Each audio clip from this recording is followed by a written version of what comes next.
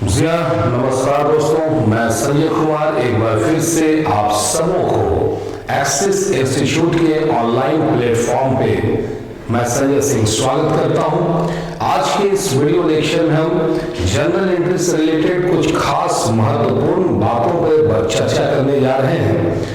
अब है बड़ा छोटा सा चीज, बस समझने का फेरा है। तो देखिए क्या है, इस बार हम लोग बात करेंगे। तो सबसे पहला आप देखते होंगे कि बिजनेस में ट्रांजैक्शन होता है। एक ट्रांजैक्शन होता है जिसको हम बोलते हैं परचेज, एक ट्रांजैक्शन होता है जिसको हम बोलते हैं सेल्स। अब देखो होता क्या है कि अगर ये बिजनेस है, बिजनेस, और अगर आप कहीं से कुछ सामान आपके पास आ रहा है, गुड्स हो या फिर एसेट्स हो या फिर सर्विस हो, अगर आ रहा है तो यह परचेज कहलाता है। और जब आपके बिजनेस से सेम यही चीज गुड्स या एसेट्स बाहर जाता है तो इसको हम लोग सेल्स कहते हैं। मामला उस जगह पे गड़बड़ होता है भाई, जब मान लीजिए कि आप जो कुछ कस्टमर जो था, मान लीजिए आपको जो सैंपल ऑर्डर किए थे उसका अलग टाइप का आने लगे। मांगे थे जूता तो हमको 8 नंबर का, सामने वाला भेज दिया 9 नंबर का, तो आप रखोगे या लौटाओगे? लौटा सकते हैं। तो ध्यान देना कि जब परचेज किया हुआ सामान लौटाया जाता है तो इसको परचेज रिटर्न, परचेज रिटर्न या इसी को रिटर्न आउटवर्ड कहते हैं। परचेज रिटर्न या रिटर्न आउटवर्ड कहते हैं। जब आप लौटाए, ऐसा भी हो सकता है कि जिस कस्टमर को आपने सेल किया वो भी आपको लौटा दे। तो जब वहां से ये रिटर्न हो गया है तो इसको हम लोग सेल्स रिटर्न या फिर रिटर्न इनवर्ड कहते हैं। अब यहां से बात को समझना है, ध्यान देना। ये नगद में जो खरीदे है ना, वो लगभग वैसा नहीं होता है, वो एक्सचेंज होता है। लेकिन जहां उधार वाला बात होगा वहीं पे ये रिटर्न होता है। ऐसा आजकल हर जगह लिख दिया जाता है कि एक बार बिका हुआ माल वापस नहीं होगा, लेकिन एक्सचेंज होगा। लेकिन कहीं कहीं ये लौटाना पड़ता है। तो जब लौटाने की बात होगी तो यकीन मानना कि वो उधार होगा, क्रेडिट से रिलेटेड होगा। अब जरा सोचो कि जब आप परचेज करेंगे, जब भी आप परचेज करेंगे तो क्या होगा? जब भी आप परचेज करेंगे तो परचेज करते हैं तो आपके पास अगर गुड्स परचेज किए हैं तो परचेज अकाउंट, परचेज अकाउंट, या फिर अगर कोई आप एसेट्स खरीदे हैं तो assets.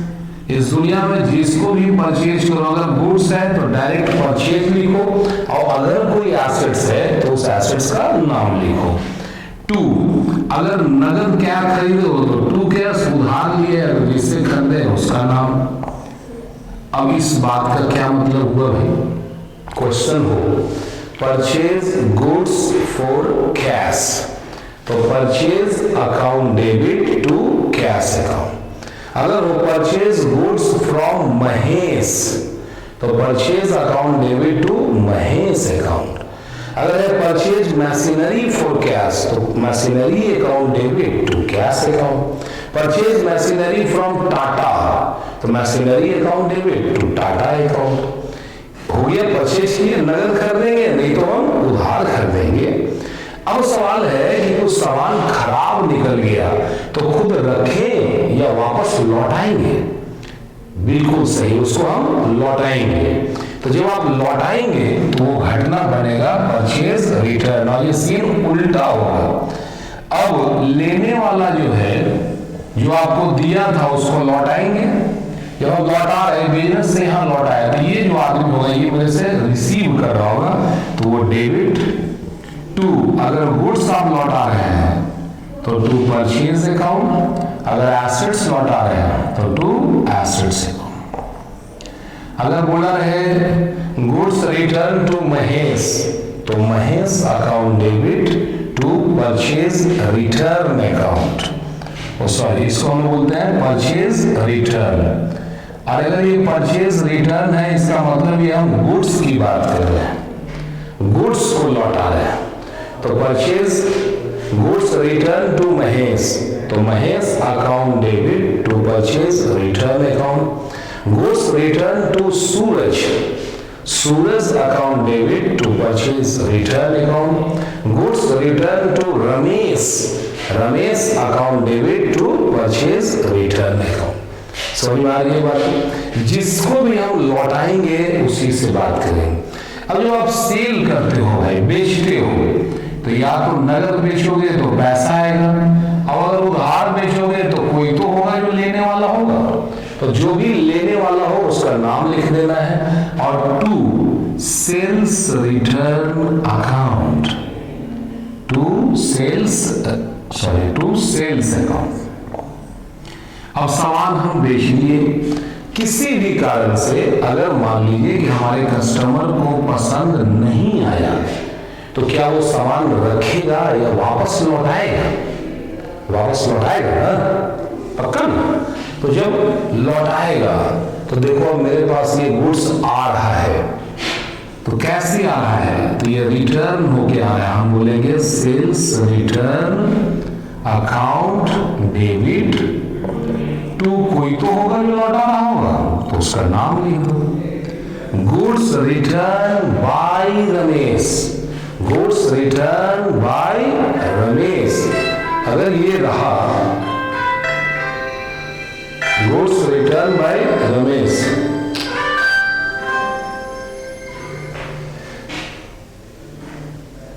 Goods return by Ramesh अगर रहा तो क्या करेंगे? तो हम लिखेंगे sales return account debit to Ramesh account. Goods return by Suraj, तो sales return account debit to Suraj account. Goods return by Mohan, sales return account debit to Mohan account. ये चार चीज बड़ा ही इंपॉर्टेंट ट्रांजेक्शन होता है माय डियर स्टूडेंट, इसको आपको हमेशा दिमाग में रख लेना चाहिए। क्लियर है? Purchase return, sales return, I think ये कॉन्सेप्ट आप लोगों को कुछ समझ में आया होगा। अब एक और वर्ड की बात करते हैं। बहुत तरह के ऐसे खर्च होते हैं, एक्सपेंसेज होते हैं जो हम कर देते हैं, लेकिन उसके बदले में जो पेमेंट है वो भी हम नहीं दे पाते हैं, यानी जिसको कि आप कहते हैं उधार हो गया भाई, उधार। इसी को बोलते हैं ड्यू बट नॉट पेड, और कॉमर्स के जवान में इसको हम बोलते हैं outstanding expenses, outstanding expenses. Clear है? तो ध्यान दीजिएगा इस बात को कि उधार मतलब काम तो करवा लिए हैं, लेकिन आपने उसका पेमेंट अभी तक नहीं किया है। अब मान लो कि अभी आपका दिसंबर महीना चल रहा है और आपने जनवरी से लेकर अगस्त तक का ही रेंट दिया है, तो अगस्त के बाद जो रेंट आप नहीं दिए हैं वही रेंट जो है आपका आउटस्टैंडिंग होगा। ये हमारे लिए लायबिलिटी होता है, टेंशन होता है। जब भी अगर हम किसी का कोई पैसा नहीं लौटाएं, मान लो कोई घर में काम कर रहा है बंदा, काम तो कर दिया लेकिन पैसा आप उसको नहीं दे रहे हैं, तो टेंशन है कि नहीं कि we will have to pay। तो ये लायबिलिटी है, इसको हम लोग आउटस्टैंडिंग बोलते हैं। आउटस्टैंडिंग मतलब उधार होता है। अगर ये किसी तरह का एक्सपेंसेज के साथ अगर हो, तो जो भी एक्सपेंसेज है उसको डेबिट में लिखो, dot dot dot account debit to outstanding dot dot dot account. जरा समझो, अगर है आउटस्टैंडिंग रेंट मतलब किराया अभी आपने नहीं दिया है, किराया बाकी है, तो क्या जिंदगी और बाकी रखोगे? दोगे नहीं, दोगे ना, तो इसको लिखोगे कैसे? तो जो भी बाकी है पहले उसको लिखो, rent account debit to outstanding rent account. अगर बोले आउटस्टैंडिंग सैलरी, कोई लोड नहीं लेना है, सेम बात, salary account debit to outstanding salary. अगर बोले प्रीपेड सैलरी, कोई लफड़ा नहीं है, क्या बोले, प्रीपेड इंश्योरेंस बोल दे तो प्रीपेड इंश्योरेंस आउटस्टैंडिंग अगर बोले तो insurance account debit to outstanding insurance account. Clear है बात? यही है आउटस्टैंडिंग का कॉन्सेप्ट। अब इसी का उल्टा एक वर्ड होता है प्रीपेड। प्रीपेड यानी इसको आप बोल सकते हैं expenses paid in advance. Expenses paid in advance, अगर किसी तरह का खर्च आप एडवांस में कर चुके हैं, काम कुछ किए नहीं लेकिन पैसा पूरा भर चुके हैं। ऐसे समझो जैसे मोबाइल का रिचार्ज करवाते हैं ना, तो मोबाइल में रिचार्ज पहले करवाते हैं कि पहले भरपेट बतियाते हैं? पहले भरपेट बतियाते हैं ना, पहले आप रिचार्ज करते हैं उसके बाद आप बात करते हैं। बात जब इस तरह का हो तो उसको हम प्रीपेड बोलते हैं। ये हमारे लिए खुशी का बात है, इसलिए हमारा ये एसेट्स होता है। अगर बोलते रेंट पेड इन एडवांस, जनवरी महीना भी है तुम सीधे मार्च अप्रैल तक का दे दिया तो एडवांस दिया, ये खुशी का बात है।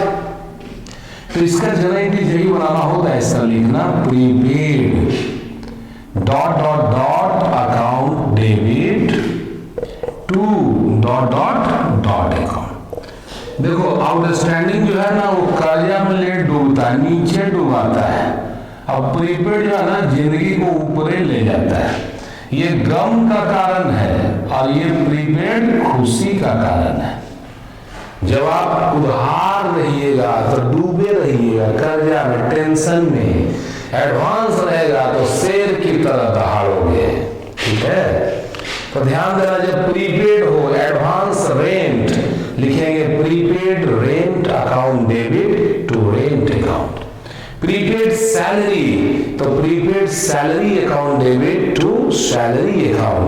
Prepaid wages wages account debit to prepaid wages account debit to wages account. Practice करो, practice makes a man perfect.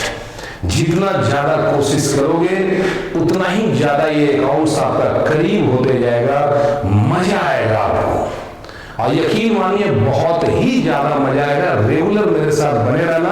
और चैनल अभी तक सब्सक्राइब नहीं किए हो तो भैया अब कैसे बोले रिकॉर्ड सब्सक्राइब कर लो। अब बढ़िया लगे तो थोड़ा अगल बगल के फ्रेंड सर्कल में फॉरवर्ड करो और अपना कुछ कमेंट लिख देना, समझ में है ना? ठीक है, मिलते हैं आप लोगों से नेक्स्ट वीडियो में। आप लोगों ने बहुत प्रेम और शांति से मेरी बातों को सुना, सभी को दिल से धन्यवाद देता हूं। मिलता हूं नेक्स्ट वीडियो में। जय हिंद।